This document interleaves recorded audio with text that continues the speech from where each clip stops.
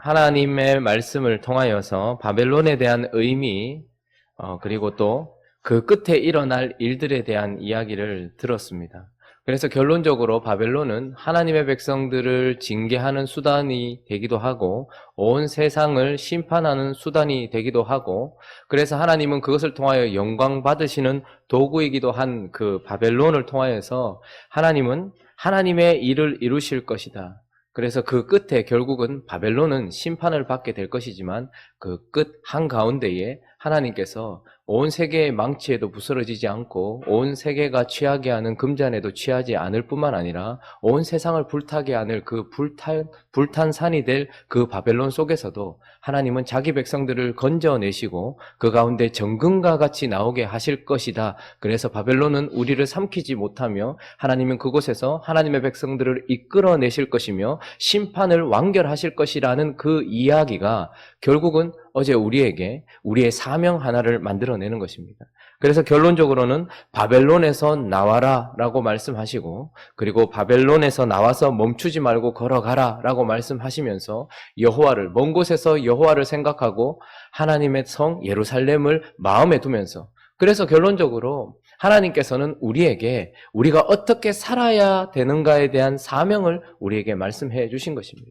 바벨론에 대한 모든 의미들과 바벨론에게 일어날 모든 것들과 그리고 그 끝에 일어날 일들이 지금 바벨론을 지나고 있는 우리에게 지금 이 순간, 그때에도 해야 될 행동 양식이지만 지금 이 순간도 우리는 여호와를 생각하며 앙망하고, 그리고 지금도 바벨론의 영향력과 영적인 그 죄악 속에서 나오며 지금도 멈추지 않고 걸어가라는 우리를 향한 명령이, 그리고 우리를 향한 사명이 주어진 것이죠. 오늘 본문 말씀은 예레미야의 말이 이에 끝나니라 라는 말씀으로 그치면서 하나님은 그런 하나님의 백성들이 걸어가야 될 사명을 주심과 동시에 또 다른 명령을 오늘 우리에게 주고 계십니다. 우리가 하나님 앞에서 여호와를 앙망하면서 그곳에서 나와서 멈추지 않고 걸어가야 되는 사명이 있는 것처럼 이제 이 예레미야의 말을 끝을 내면서 하나님은 또 다른 한 사명과 또 다른 한 명령을 우리에게 보여주시는데, 그것은 바로 스라야를 통하여 주어지는 말씀에 대한 명령인 것입니다. 우리 59절 한번 읽어볼까요? 59절 시작.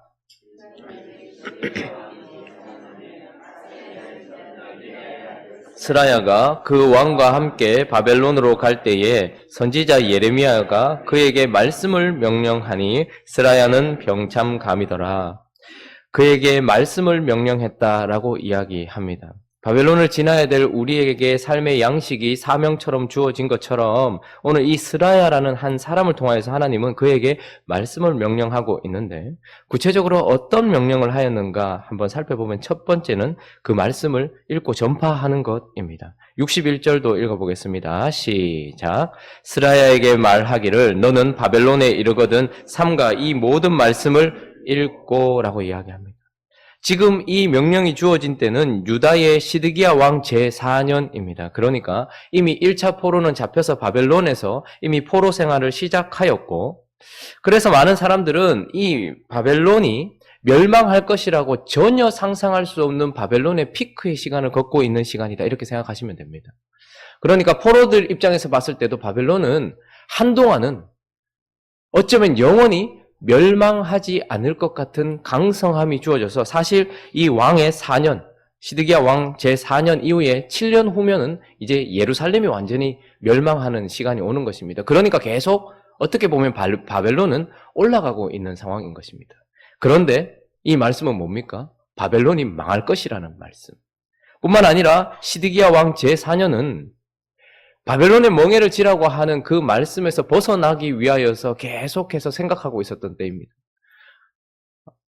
이집트를 의지하려고 했던, 그리고 여러 가지 수단과 방법으로 바벨론의 멍에를 지지 않으려고 하는 그런 혼란스러운 시기이기도 했던 것입니다. 그러니까 하나님의 뜻에 의하여 바벨론의 멍에를 져야 하고, 그리고 그 바벨론의 멍에를 지고서 하나님이 멸망의 끝, 그 마지막 끝에 대한 이야기를 믿음으로 받고서 살아야 되는 그 모든 상황 속에서 이것이 전혀 믿어지지 않을 것 같은 상황 한복판에 스라야가 바벨론으로 보내진 것입니다. 그러면서 그들에게 바벨론에 이르거든 이 모든 말씀을 읽으라는 거예요.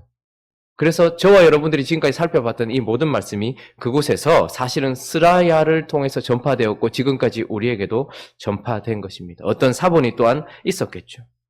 그런데 여기 보면 61절 끝에 보면 이 모든 말씀은 읽어라 라고 이야기합니다. 이 단어는 카라라는 단어인데 여기서 읽는 것은 그냥 단순히 그냥 그 진리를 그냥 읽어내는 그런 이야기를 하는 것이 아니라 여기서 읽어라는 이 카라라는 단어는 특별한 청중이 있어요. 특정한 청중에게 특정한 응답을 끌어내기 위한 읽음인 것입니다. 그러니까 지금 스라야는 바벨론이 멸망할 것 같지도 않은 상황 속에 바벨론이 멸망할 것이니까 그리고 바벨론의 멍에를 지지 않으려고 하는 상황 속에서 하나님은 멍에를 지라 했으니까 바벨론의 멍에를 지고서 마지막 끝을 바라보면서 항상 오늘을 그곳에서 나와서 여호와를 앙망하면서 하나님이 우리를 건지실 날을 바라보면서 멈추지 말고 걸어가자라고 이야기를 특별한 청중에게 특별한 응답을 끌어내면서 하고 있는 것이죠. 그래서 바벨론에 있는 사람들이 소망을 가지고서 바벨론을 걸어갈 수 있도록 그리고 바벨론에 있는 사람들이 하나님을 바라보면서 걸어갈 수 있도록 하나님이 원하시는 대로 걸어갈 수 있도록 하기 위하여서 그 말씀을 전파하라라는 사명을 받은 것입니다. 뿐만 아니라 스라야는 62절에 보니까 기도하라는 명령도 함께 받고 있습니다. 자, 읽어볼까요? 62절 시작. 말하기를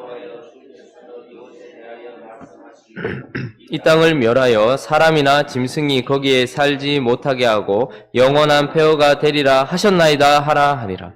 자, 61절은 사람들을 향하여서 이 모든 말씀을 읽으라고 이야기합니다. 그런데 62절은 여호와를 향하여서 이 모든 말씀을 이루어 달라고 하나님께서 말씀하셨으니 이루어 달라고 기도하라는 명령인 것입니다.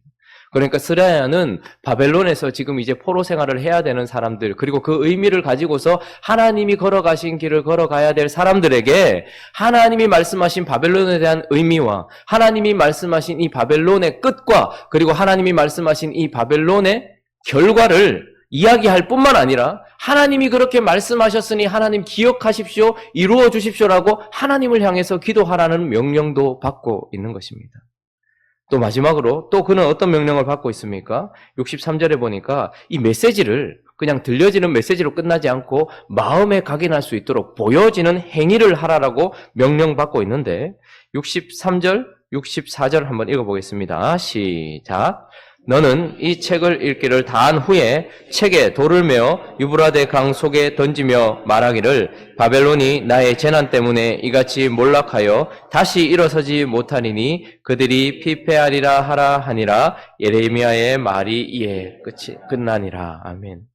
그가 사람들을 향하여서 우리가 듣고 보았던 이 말씀을 특정한 청중들에게 특정한 반응을 끌어내기 위하여서 말씀을 전파할 뿐만 아니라 이 말씀을 주신 하나님, 이 말씀을 이루어 주십시오라고 기도할 뿐만 아니라 그리고 그들에게 어떻게 합니까? 이 책을 다 읽은 후에 책을 돌에 메어가지고 유프라테스 강에다가 던지라는 거예요. 사람들이 보는 앞에서.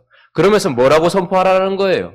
지금 돌을 메어서 던져버린 이것처럼 바벨론은 가라앉아 버릴 것이고 다시는 떠오르지 못할 것이다 라는 확증을 눈으로 보여주라 라는 것입니다.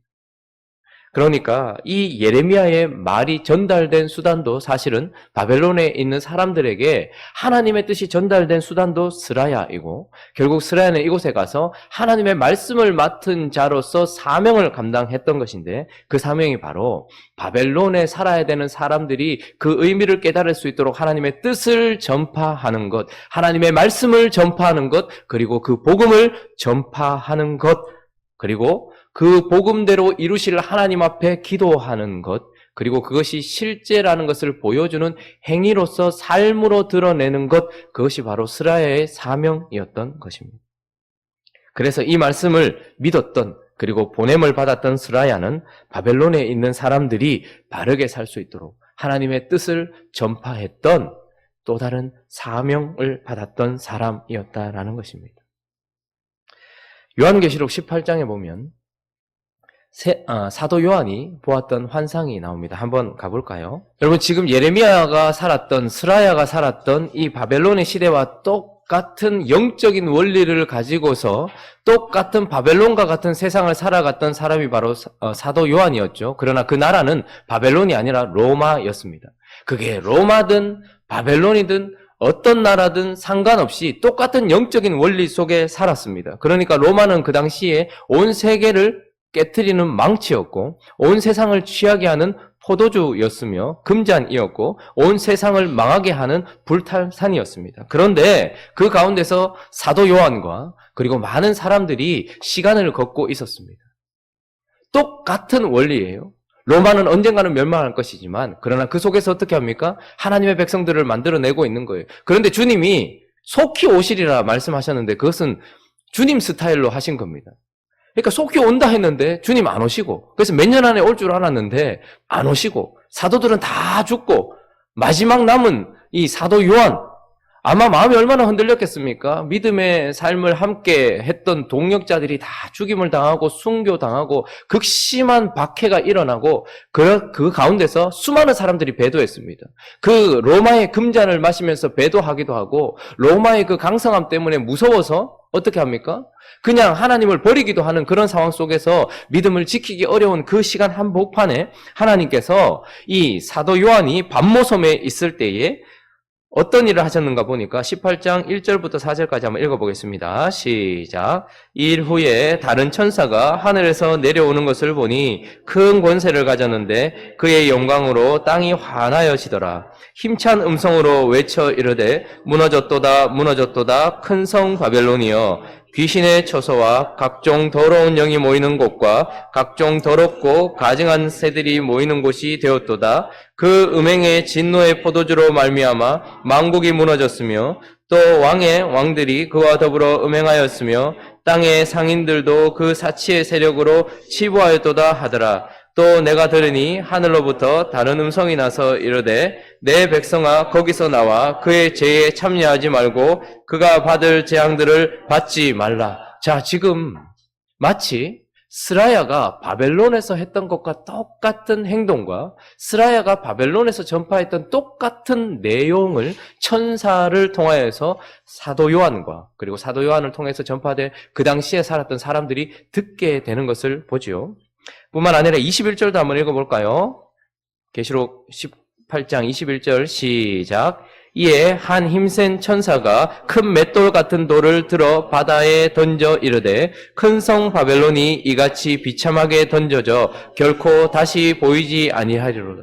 자, 바벨론 한복판에서 시디기야 왕 제4년에 그러니까 바벨론이 멸망할 것이라고는 상상도 할 수 없는 최고의 정점에서 그리고 바벨론의 멍에를 지지 않으려고 하는 그 혼란스러운 상황 속에서 스라야는 바벨론에서 포로 생활을 막 시작한 사람들에게 하나님의 말씀을 선포했습니다. 그리고 그 책을 돌에 메어서 유프라테스 강에 던지고 바벨론이 이렇게 망할 것이라고 선포했던 것과 똑같이 똑같은 영적인 원리 가운데 로마라는 나라 속에서 살고 있었던 이 사도 요한과 그 당시 사람들, 성도들에게 하나님은 천사를 보내어서 오늘 이 스라야가 했던 행동과 내용과 똑같은 삶을 보여주면서 어떻게 한 거예요? 사도 요한이 여기서 다시 힘을 얻고 확신을 가지고서 그 길을 걸어갈 수 있도록 보냄받은 사자에 의하여서 그렇게 되었던 것이죠. 그리고 사도 요한이 기록한 이 성경을 통하여서 또 사람들은 어떻게 되었을까요? 견디고 버티면서 하나님의 의미를 기억하면서 로마가 망하기까지 그러나 그 로마의 멍에를 지면서 하나님의 거룩한 백성답게 살아가기 위하여서 그들의 삶을 계속해서 걸어 나갔다는 말이죠. 그러니까 하나님은 언제나 하나님의 백성들, 특별히 하나님의 말씀을 믿고 또 그 말씀을 맡은 자, 사자를 보내셔서 그 당시 바벨론, 영적인 바벨론을 걸어가야 되는 사람들이 걸어갈 수 있도록 메신저를 보내셨다는 말입니다. 그러면 오늘 똑같은 영적인 원리 가운데 이 세상 한복판을 살아가고 있는 이 세상의 사람들에게 하나님은 이제 누구를 보내시는 겁니까? 시드기야 4년에는 스라야를 보내셨습니다. 그리고 로마의 그 압제 가운데 있을 때는 천사를 보내서 환상 가운데 하나님께서 그 말씀을 보내주셨습니다. 지금은 누구를 보내십니까? 이 말씀을 듣고 그것을 믿고 있는 저와 여러분을 바벨론 한복판으로 보내셔서 이 말씀을 전파하는 사명을 주신 것입니다. 그래서 우리는 오늘 우리가 들었던 이 말씀이 우리에게 어떻게 되는 것입니까?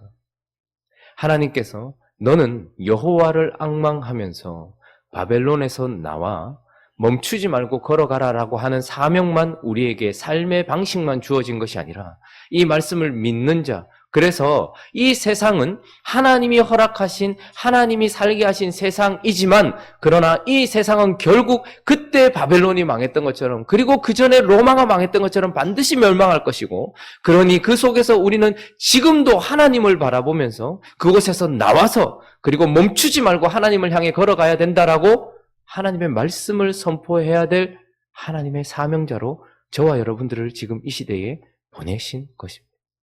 뿐만 아니라 우리는 하나님이 약속하신 것을 이루십시오라고 하나님께 기도해야 될 사명자로 이 바벨론 한복판에 보내진 것입니다.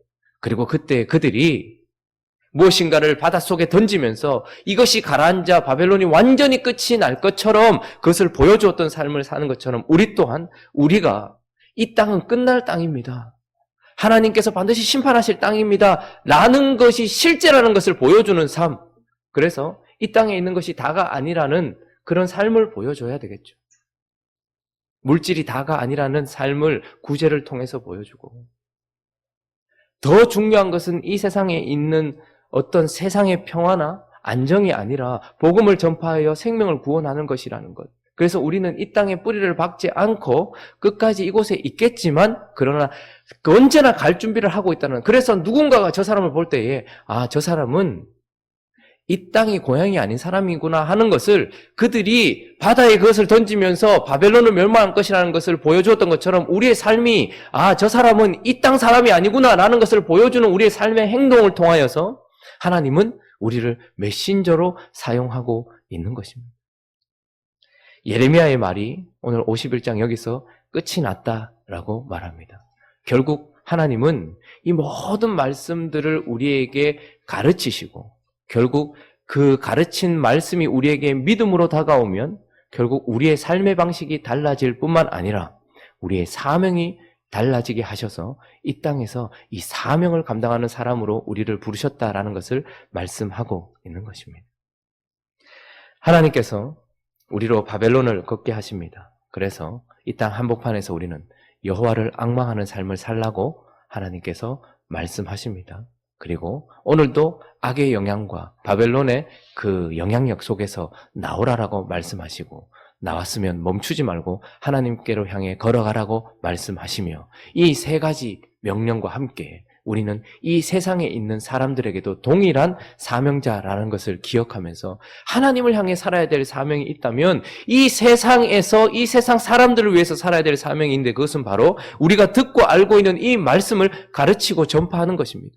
그래서 이 땅에서 바벨론인으로 죽지 않도록 사람들에게 하나님의 말씀을 전파하고, 하나님이 그들을 구해달라고, 나를 구하신 것처럼 구해달라고 하나님께 기도하며, 그리고 이 땅이 끝이 날 땅이라는 것을 보여주는 하나님의 말씀에 순종하는 삶을 살아가는 이 세 가지 명령 또한 하나님께서 우리에게 주신 사명인 것입니다.